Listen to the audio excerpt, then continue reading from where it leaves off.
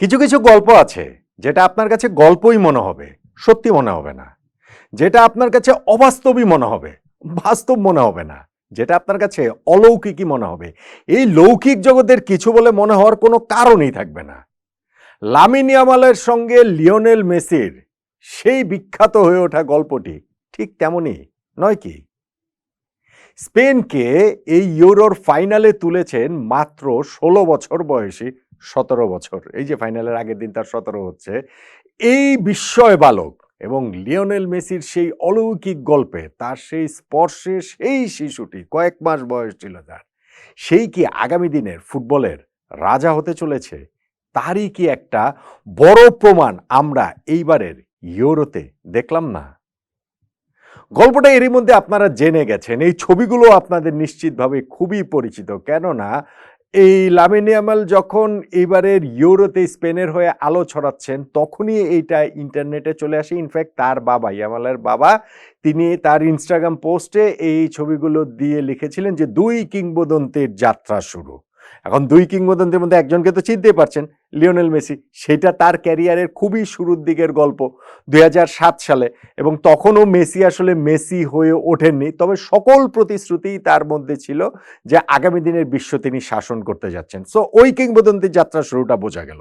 আর যেই শিশুটিকে দেখতে পাচ্ছেন, সেই শিশুটির তো আসলে পৃথিবীতেই যাত্রা শুরু হয়েছে মাত্র কয়েক মাস আগে।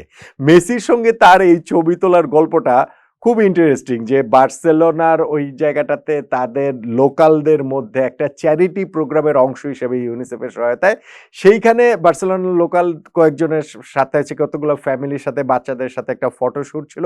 সেইখানে লামিন ইয়ামালের পরিবারও সেই ফটোশ্যুটের জন্য অ্যাপ্লাই করেন এবং তাতে হচ্ছে গিয়ে তারা লটারিতে জিতে যান। লটারিতে জিতে যান বলতে শুধুমাত্র মেসির সঙ্গে না, বার্সেলোনার স্কোয়াডের অন্যান্য প্লেয়াররাও ছিল। মেসির সঙ্গেই ফটোশ্যুটটা পড়ে যায় এই ইয়ামালের, এবং দেখেন যে সেই ছোট্ট বাচ্চাটা, কয়েক মাস মাত্র বয়স, বাথটাবে একটা প্লাস্টিকের একটা কি বলে চলো বোলের মধ্যে তাকে বসিয়ে রেখেছেন। তারপরে ওখানে হচ্ছে গিয়ে সাবানের ফ্যানাটার মধ্যে খিলখিল করে আসছেন। মেসি আবার তাকে তোয়ালে পেঁচিয়ে কোলেও নিচ্ছেন। যে ফটোগ্রাফার এই ছবিটা তুলেছিলেন তিনি তো আসলে এটা ভুলেই গেছেন, ভুলে যাওয়ারই কথা, যে এরকম কত ছবি তো তিনি তোলেন। সেই ১৯৯১ সাল থেকে হুয়ান, তিনি হচ্ছে গিয়ে এই স্পোর্টস ফটোগ্রাফি করছেন। ২০০৭ সালের এই গল্পটা তার কেন মনে থাকবে? যখন এই ইয়ামালের বাবা ইন্টারনেটে তার ইনস্টাগ্রামে এই ছবিগুলো দিয়ে দিলেন, তখন ওই হুয়ানের এক ফ্রেন্ড তাকে আসলে এই ছবিগুলো শেয়ার করে জানিয়েছে। তিনি তখন এটা মেমোরি রিকল করতে পারলেন যে মেসি বরং ওই সময় খুবই আসলে নার্ভাস ছিলেন, বাচ্চাদের কিভাবে হ্যান্ডেল করতে হবে সেটা তিনি জানতেন না। মেসি এমনিতেই খুবই শাইও, মানে খুবই লাজুক প্রকৃতিরও বটে। সো সেই গল্পগুলো তিনি আসলে করছিলেন। এখন এগুলো গল্পের কত উপাদান চিন্তা করে দেখেন। মেসির সঙ্গে ওই দিন ইয়ামালেরই কেন ফটোশ্যুটটা পড়তে হবে? সেটা তো নাই হতে পারতো। এখন ওই দিন তো আরো অনেক বাচ্চারই ফটোশ্যুট হয়েছে, কেউ তো ইয়ামাল হতে পারেনি, যেই কারণে তাদের গল্পগুলো আর সামনে আসেনি। যেই কারণে মনে হচ্ছে যে এই গল্পটা ঠিক এই জগতের গল্প না, এটা একটা ভিন্ন জগতের গল্প। মেসি এরপরে ফুটবল বিশ্ব শাসন করেছেন, ফুটবল বিশ্বের রাজা হয়ে থেকেছেন, এবং ইয়ামালের মধ্যে যেই প্রতিশ্রুতিটা দেখা যাচ্ছে, আগামী দিনের ফুটবল রাজত্বটা মনে হচ্ছে তারই। যে কারণে মেসির সেই স্পর্শের শিশুটি আগামী দিনে রাজত্ব করবে কিনা, সেই ছবিটা এই কারণে এত বেশি করে আলোচনার মধ্যে চলে এসেছে, সবার আবেগকে একই রকম ভাবে আসলে ছুঁয়ে গেছে। এখন ইয়ামাল কি করেছেন এইবারের ইউরোর আগে, তার প্রতিভা নিয়ে হচ্ছে অনেকদিন ধরে চর্চাটা হচ্ছিল। ইনফ্যাক্ট গত সিজনটাতে বার্সেলোনাতে তিনি খেলেছেন, এটাই তার ফার্স্ট ফুল সিজন, মাত্র ১৬ বছর বয়স। সেই ফুল সিজনে তিনি ৫০টা ম্যাচ খেলেছেন, ৫০ ম্যাচে ৭টা গোলও করেছেন। বার্সেলোনার একটা ডিজাস্ট্রাস একটা সিজন গিয়েছে জাভি হার্নান্দেজের কোচিংয়ে, তবে তার মধ্যেও যে ব্রাইট স্পার্কটা ছিলেন সেটা হচ্ছে গিয়ে এই ইয়ামাল। তবে ইউরোতে এসে আসলে সবকিছুই ছাপিয়ে গেছেন তিনি। ইউরোতে তিনিও one of the best player স্পেনের এই ফাইনালে তোলার পথে। ইনফ্যাক্ট যদি তিনি টুর্নামেন্টের সেরা খেলোয়াড়ের পুরস্কারটাও জিতে যান, স্পেন যদি টুর্নামেন্টটা জিতে, তাহলেও অবাক হবার কিছু থাকবে না। ফাইনালের তো আরেকটা এরকম জাদুকরী পারফরমেন্স হলে তো কথাই নেই। সেই টুর্নামেন্টেরও সব আবার ছাপিয়ে গেছেন সেমিফাইনালে। সেমিফাইনালে তার সেই গোলটা ফ্রান্সের বিপক্ষে, যেই গোলটা করার মাধ্যমে তিনি ছেলেদের মেজর কোনো টুর্নামেন্টে, সেটা world cup, euro, Copa America মিলে মেজর টুর্নামেন্টে সবচেয়ে কম বয়সী গোলদাতা তিনি হয়েছেন। রেকর্ডটা কার কাছ থেকে নিয়েছেন? পেলে।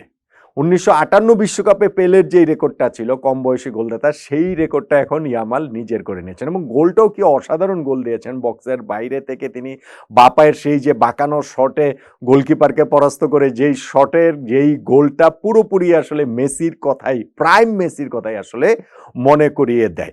এমনিতেই ইয়ামালের খেলা মেসির কথা মনে করিয়ে দিবে, সেটা খুবই স্বাভাবিক। কেননা বার্সেলোনার সেই লা মাসিয়া একাডেমি থেকে তিনি উঠে এসেছেন এবং সেই জায়গাটা থেকে যখন তিনি আলো ছড়াচ্ছেন, মেসির সঙ্গে সেই কম্পারিজনটা আসলে হবে। ক্লাবেও সেটা হচ্ছিল। ইউরোতে এসে তিনি আসলে বোঝাচ্ছেন যে ওই তুলনাটা বাড়াবাড়ি নয়, সত্যি সত্যি মেসির উত্তরসূরি আসলে হবার সকল যোগ্যতাই তার মধ্যে রয়েছে। অন্ততপক্ষে যোগ্যতা রয়েছে মানে হচ্ছে কি সেই প্রতিশ্রুতিটা রয়েছে। 16 বছর 17 বছর বয়সী একটা ছেলেকে তো আর আপনি একেবারে মানে বলে দিতে পারবেন না যে না ঠিক আছে সেই একদিন রাজত্ব করবে, সেই একদিন সিংহাসনটা তার হবে, মুকুটটা তার হবে, বিশ্বজয় করবে। কিন্তু প্রতিশ্রুতির কথা বললে সেই ইয়ামালের খেলার মধ্যে সেটা পুরোপুরি আসলে রয়েছে। মরক্কন বাবা এবং ইকুয়েটোরিয়াল গিনির যে মা, তাদের হচ্ছে গিয়ে সন্তান, বাবা ছিলেন হচ্ছে গিয়ে রং মিস্ত্রির কাজ করতেন, মা ওয়েট্রেসের কাজ করতেন। সো এই ছেলেটার গল্পটা তো অন্য সকল ওই ফ্যাসিনেটিং স্টোরির মতোই, যে ফুটবলে কিভাবে আসলেন, কিভাবে ফুটবল দিয়েই হচ্ছে গিয়ে তার নিজের জীবনটা আসলে শেপ করে নিলেন। 16 বছর 17 বছর বয়সে আমি আপনি আমরা কে কি করেছি বলেন তো দেখি। সেইখানে এই ছেলেটার মধ্যে হচ্ছে গিয়ে বিশ্বজয়ের প্রতিশ্রুতি পুরোপুরি প্রবলভাবে আসলে দেখা যাচ্ছে। স্পেনের হয়ে এই টুর্নামেন্টে তিনি যেভাবে খেলেছেন তাতে আসলে তিনি বোঝাচ্ছেন যে তিনি হারিয়ে যাওয়ার জন্য আসেননি, বা তিনি শুধুমাত্র একটু ঝলক দেখে ফুরিয়ে যাওয়ার জন্য আসেননি।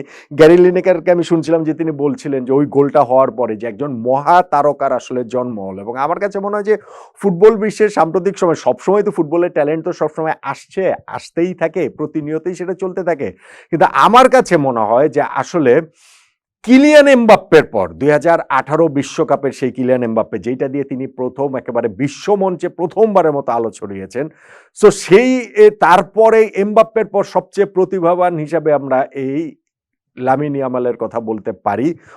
যেই কাজটা তিনি আসলে এই ইউরোতে করছেন সেইটা যদি অব্যাহত রাখতে পারেন তাহলে আগামী দিনের ফুটবল রাজত্বটা নিশ্চিতভাবেই তার হবে, নিশ্চিতভাবেই তার আসলে হতে যাচ্ছে। মেসির সঙ্গে তার ওই যে গল্পটা, ওই কি বলে চলে শিশু, কয়েক মাসের শিশু ইয়ামালের যে গল্পটা, এই গল্পটার চর্চা আসলে বহুদিন আরো বহুদিন ধরেই আসলে হবে। লিওনেল মেসির যেমন ওই যে বার্সেলোনাতে তার নাম লেখানোর সময় ওই একটা ন্যাপকিনের মধ্যে, একটা টিস্যু পেপারের মধ্যে যে হচ্ছে গিয়ে তাকে কন্ট্রাক্ট সাইন করানো হয়েছিল প্রাথমিকভাবে, সেই গল্পটা যেমন আমরা করি, ঠিক তেমনিভাবে লামিন ইয়ামাল ফুটবল বিশ্বে যতদিন ধরে হচ্ছে গিয়ে তার এই ম্যাজিকটা দেখাতে থাকবেন ততদিনই হচ্ছে গিয়ে মেসির স্পর্শের সেই গল্পটা আসলে আমরা করতেই থাকবো। মেসির মতো হতে পারবেন কিনা সেটার উত্তর তো সময়ের হাতেই রয়েছে, সর্বকালের সেরাদের একজন। কিন্তু ফুটবল বিশ্বের আগামীর রাজত্ব লামিন ইয়ামাল যে করতে পারেন সেটা তিনি এবারে ইউরোতে দেখাচ্ছেন। ফাইনালটাতে যদি তিনি স্পেনকে জেতাতে পারেন, শিরোপা জেতাতে পারেন এবং এরকম একটা ম্যাজিক্যাল গোল, ম্যাজিক্যাল একটা পারফরমেন্স যদি দেখাতে পারেন, তাহলে সেই বিষয়ে সবাই আরো বেশি করে নিঃসন্দেহ হয়ে যাবে, তাই নয় কি?